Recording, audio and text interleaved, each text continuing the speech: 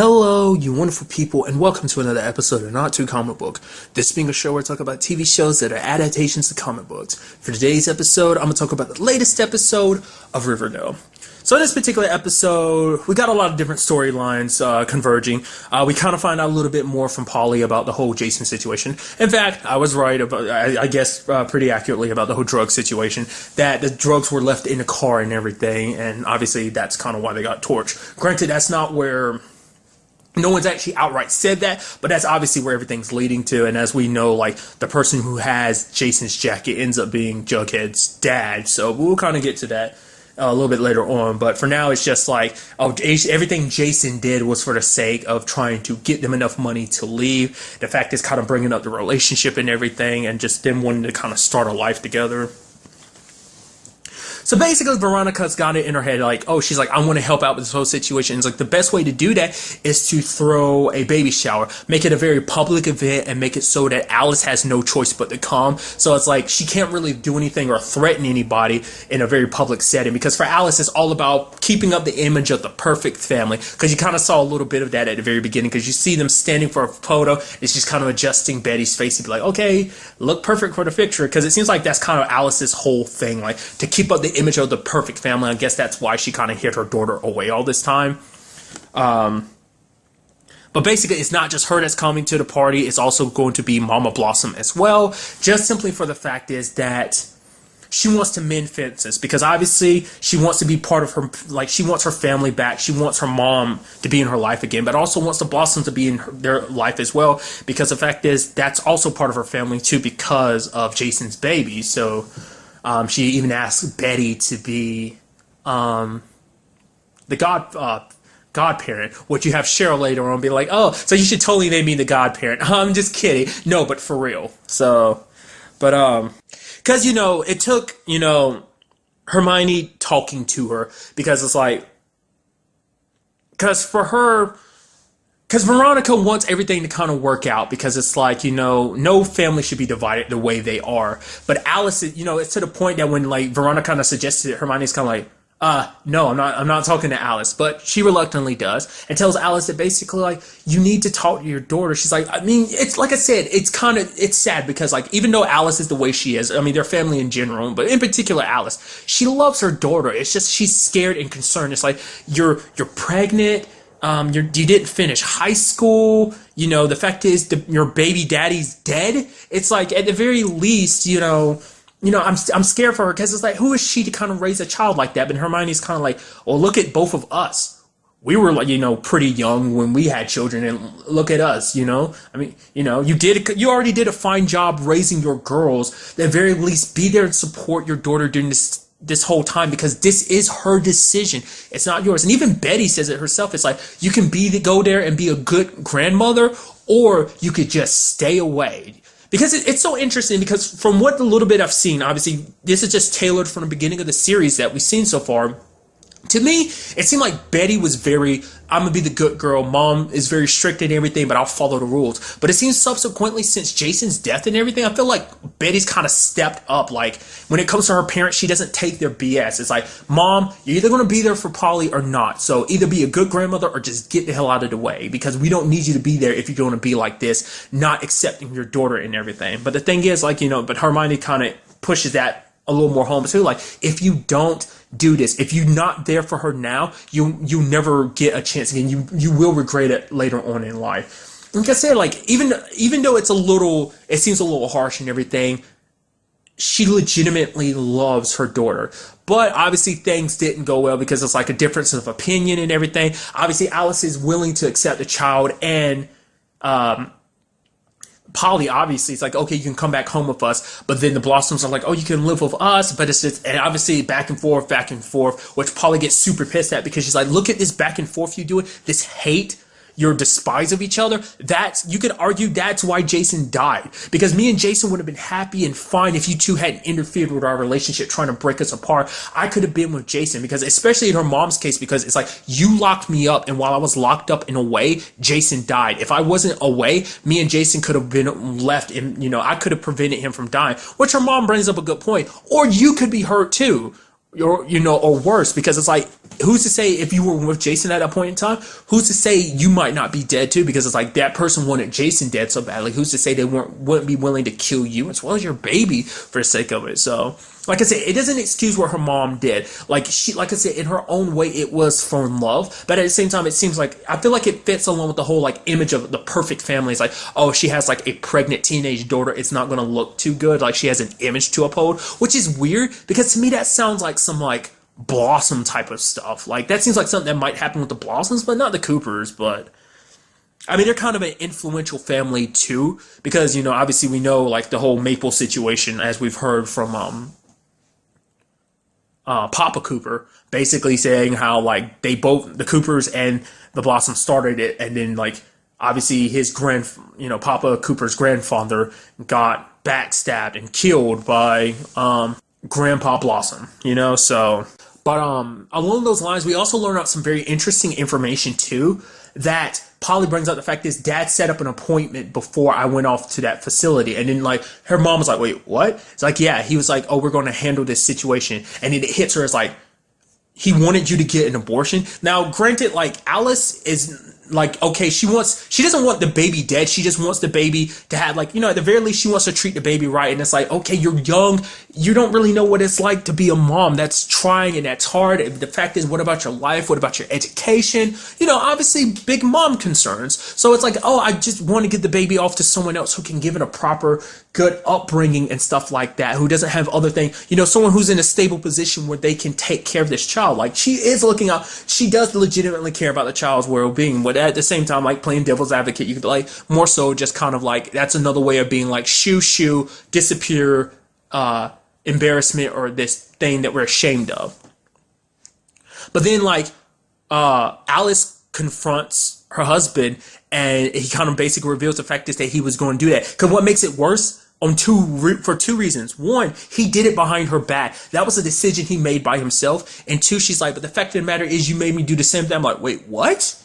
I guess the way she's saying it, it seems like he convinced her to have an abortion. And it's like, she was probably in a sin. I think that's probably another reason why. That seems like that might be, a more reason why that she's very reluctant to let Polly do that. Because it's like, at the very least, Alice didn't possibly have to do everything on her own. She had someone else there for her, and she doesn't want her daughter to have to go through that all alone, which is like, that's the reason why you guys are there. It's like she wants to be there for her, because it's like, I want, to be there to help you out and everything. And if this is your decision, then I'll help you out as much as possible. So, I mean, granted, once the child is born, who's to say, like, obviously she has her reservations now, but the moment that baby is in her hands, I'm sure she'll go into grandma mode and be like, okay, you're like the most precious thing in the world. Because, I feel like that's how most people would feel. But man, like, and that seems like that's definitely something that has not been brought up. So that's why he didn't tell her, because he knew she'd act emotionally. It's like, no, this is a situation where we need to act rationally, not emotionally, which is kind of like, I mean, that's not what he says, but it just seems like you can interpret that way. It's like, dude, that's some harsh crap. I mean, the fact is, how your wife feels about this, and you make a decision, a big decision like that will affect your daughter, just your family in general. You know how she feels about this, and you made that decision behind her back. But for him, he parades it around like, oh, I'm looking out for the benefit of our daughters, like she's so young and everything. Kind of the same reasons why Alice has done what she done, like brought up her concerns. But it's like, no, dude, for you, all you care about, the fact is that that child inside of her is a Blossom. That's all you care about, because you're like, a child that has Blossom blood will not be raised in this house. It's like, you've shown your true colors. That's all you care about. You see things so black and white. You don't care about your daughter's happiness. You don't care about having her back home. You'd rather her be out on the streets than back in your home with that baby, that quote unquote abomination, I'm sure. Just because, I mean, that's some heavy level hatred. I mean, granted, like I said, like it's understandable why you have such a blood feud, but that was the past, this is the future. I mean, granted, looking at who like the Blossoms kind of are, it's like, okay, I get it. The Blossoms are kind of douchebags. They don't treat their children right. I mean, definitely you saw the way the mom treated Cheryl when it came to like, Jason's memorial. It's like, she treated her like crap, even threatening to send her off to a boarding school, which I'm not sure if that's still a thing or not. I mean, granted, like after the whole Polly situation came out, was it like last episode? I'm sure her mom kind of pulled that off the table. I think that was actually the conversation that went down too. So, but man, It's like that family is not good, which makes it sad because at the end, like Polly goes to them. It's like because she still has her reservations because she blames her mom. It's like you put me in that place, even if it was dad who had that, came to that decision. Even if you had no idea about it, the fact of the matter is I can't really trust you guys. I can't believe that you're going to look out for the best interest of me and my baby. What she's thinking is being with the Blossoms means the baby will be able to get everything it needs, the probably best doctors, the best everything that she could ever want and need for the baby so that it has a good environment. She's saying that's why she's going there, but it's like, you don't want to trust the Blossoms. They can't be trusted. I mean, I don't even have a blood feud with them. I'm not even the Coopers, and I say you can't trust them. Obviously, other things that happened in this episode kind of prove that point, but they're just so slimy, dude. It's just like, holy crap. Kind of getting to it is, kind of along those lines is the fact is in this episode we find out Fred's whole obviously he's doing a construction thing on what was obviously the drive-in theater, but then he finds out all his workers were bought by Cliff Blossom. He's basically like, you know what? I'm gonna take all of your workers. I'm gonna offer them some other work and give them a good amount of pay so they'll leave the job you need. And he literally gets everyone so Fred has to handle it on himself. And it basically opens up to Archie about the whole situation. And because as a parent, you don't want to tell at least I assume, I wouldn't know, I'm not a parent, but I assume it's like you don't want your children to know that you're struggling, especially because for him it's like, I'm your dad. I'm supposed to be taking care of you. I don't need you to kind of carry this burden. But he tells him, because, Archie's like, you were there for me. You let me follow my dreams and passions and stuff like that. So let me be there for you during your hard times. And so that he gets himself, Moose, Kevin, and Jug to kind of help out with and some other people help out with the construction job because no one else would do it. He's asking all these other people, but no one's willing to help out. So they help out. He even confronted Cliff earlier, and Cliff basically was like, yeah, I'm doing this because the person that bought that property bought it from underneath me, and basically I'm bleeding him. I'm trying to, obviously this person doesn't have a lot of money, so I'm biding my time until they run out of money, then I can sweep in and buy it. But he's like, Fred's like, but you're also screwing over my business, which is kind of like, I don't care. You kind of got caught in the middle of this, that's your own fault. And he's like, Fred's like, do not test me. You're not going to, if you kind of cross me, I will come at you with everything I got. It's like, oh, and what's that, Fred? Just such a douchebag, not caring about what someone else's future that you're destroying over a piece of property. It just shows you it's very petty, but at the same time, it's like it is land that's important to him because it's like, oh, this is the land my family built. Its name and its staple, the whole maple situation, it kind of got built there, and it's like, I'm not going to let you take that land and do whatever you want with it. It's kind of like part of my family. It's my right, essentially, kind of how I'm interpreting it. But basically, Moose ended up getting beat up by two guys that came there that kind of tried to destroy some of the equipment. And then all fingers is like, oh, obviously the Blossoms are behind this. And then also, everyone's kind of like, oh, the Serpents are behind this. But then, Jughead's like, what? What? No, they're not. And then it's bringing up the fact that it's like, oh, but they sell drugs and everything. What? No, they don't. Where'd you hear they sell drugs? It's like, we heard that from Polly. Remember when she was talking about Jason? And then, you have Archie being like, yo, Jughead, come with me. And Jughead's like, I know, and it's dangerous there. And he's like, thanks for having my back, dude. I thought you would have my back, but apparently you don't. Goes there, kind of gets things started, and he's almost about to get beat up. Because Archie's kind of seeing red because his dad's business is in danger. I mean, when you look at a situation with Moose could have easily gotten killed because of that crap. And it's like, his family's life and legacy is jeopardized so that, Archie just wants to defend, his family. He wants to do what he can to help out. His dad's in this, tough situation. But obviously at the bar, he ends up running into Jughead's dad, and it kind of clicks. He's like, so that's what this is all about, why Jughead had his reservations. And then Archie confronts him later on. And the sad thing is he puts Jughead on blast, too. He's like, oh, yeah, did you know that Jughead's dad is a serpent? And then you had Betty being like, no, I didn't know. And he's like, Archie, it's not like that. Which he kind of explains it later on. He even explains it to Betty. The reason why he didn't say anything is because he was ashamed. He even says it later on, elaborates a little more when he talks to Archie. It's like, for him, it's all about the fact is that he knew his dad was part of the Serpents, but he didn't want to admit it because, he's like, because he heard all the bad things, the Serpent stuff. He's like, no, my dad might not be the best dad in the world, but he's not that type of person. He's not a lowlife. He wouldn't be a part of a group that's like that. An interesting thing that came up in the conversation between him, Jug's dad, and Fred is the fact is that apparently he was with the Serpents before he started working with Fred. So this isn't just like a new thing. He went back to them after he got fired. He's like, oh, only way I can make money and everything. So it was a pre-established thing. This isn't like he just came in afterwards. And the way he makes it seem like he isn't the top dog, but the way he talks about it later on, it seems like he might be top dog when it comes to the Serpents. Because the conversation came up, basically Jughead confronts him. He's like, so is this whole thing about Jason true? Which is like, yeah, we offered to sell him some drugs. He's like, I never actually talked to him myself. My boys kind of talked to him. And then Jug asked him the real question, like, did you have something to do with Jason's death? He's like, yeah, I'm a piece of crap dad. I might not be the best dad, but I'm no murderer.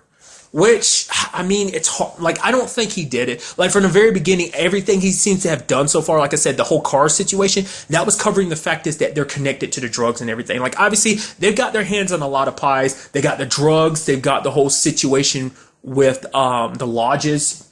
I want to assume that that's kind of maybe all directly connected. Maybe I don't know, maybe it's not. Maybe that's part of the lodge kind of side thing that maybe Hermione doesn't know about. Maybe it's not. Maybe it's just kind of the Serpent's kind of own side thing. But nevertheless, obviously, Jughead and them never found out about Jason's jacket in the closet, because for him it seems like that's insurance, because I guess it's his way of being like, oh, this is my way of making sure that the Blossoms kind of stay out of his way or out of his business. I guess it's kind of keeping them at bay, or maybe it's to keep someone else at bay. Maybe he knows who killed Jason and it's like, oh, this is crucial evidence to point the finger at you, or I mean, I don't know, it could go either way on that. But it seems like whatever the case may be, whoever he's really working for, I don't know whether he's working for himself or something else, but it's like Jughead's dad is like seriously playing a long game here, because Kevin's boyfriend, who is also a Serpent, it seems like he's there for the purposes of getting close to Kevin so he can keep an eye on the investigation,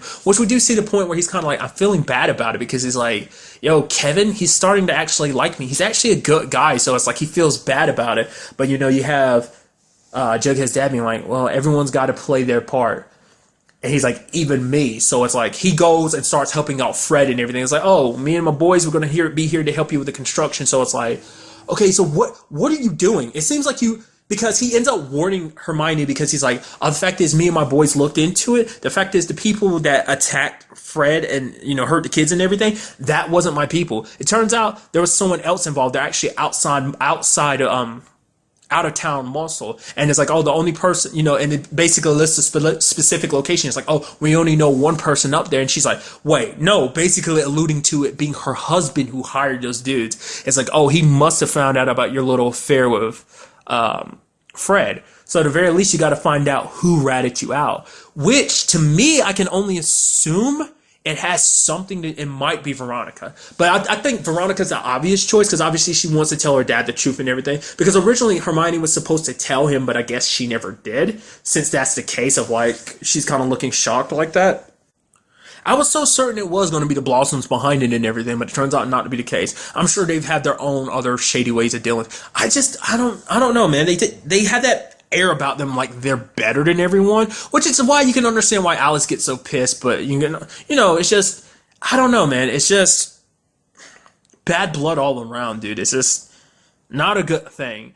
And I'm very curious, because I feel like not less it's that dude. There's the what's his name, Shmee, the kind of I don't know if he's a bellhop, but the dude that kind of pops in from time to time in their place at the lodge's place. Maybe it's him, but I feel like it could be Veronica. Maybe she said something without thinking it was that big of a deal. It's like, you didn't want to tell dad the truth, so I did. But it's like, no, because I think she was going to try and give her mom the time she needed to say what she needed to say. So maybe it could have been someone else. I'm thinking it's him, not less it's a situation where you had Jug's dad kind of lying about that. Like, not unless he's playing her, which it doesn't seem like that's the case, because that situation would have meant putting his own son in danger. Because for him, like, he's like, I would never do anything to hurt your business, Fred, because the fact is, we've had our problems and everything. I wouldn't wait till, if I wanted my revenge, basically, like, I could have gotten it sooner. I'm not going to wait till now and strike, especially when you've done nothing but do good by my boy. So it's kind of like, So, at the very least, it seems like that's, I don't know, like he's such a complex character because it seems like I said, there's a lot more depth to his whole situation. Like, I'm wondering, like, is he really kind of top dogging this whole situation? Like, is he like the top dog amongst the serpents? Because that's what it seems like it is to me. It seems like he's the one that kind of barks orders out. But at the same time, it also seems like he might be answering to somebody else, especially when he was like, "Oh, I've got my own role to play," which is making me think maybe he's not directly going to attack Fred, but maybe he's going to use Fred as a means of doing whatever it is he needs done. Because he even has Kev's, boyfriend kind of get rid of the jacket of Jason's, because it's like, oh, get rid of that because the last thing we need is that kind of around. But like I said, it's an insurance policy against who? I don't know. Like, maybe they are being contracted by both the Lodges and the Blossoms. So what if the fact is that they're supposed to be there, kind of get close to Fred's operation so they can like screw with it or something? I don't know. We would just have to wait and see. Just like some very fascinating stuff popped up in this episode. What it means for Polly being with the Blossoms. Once again, like,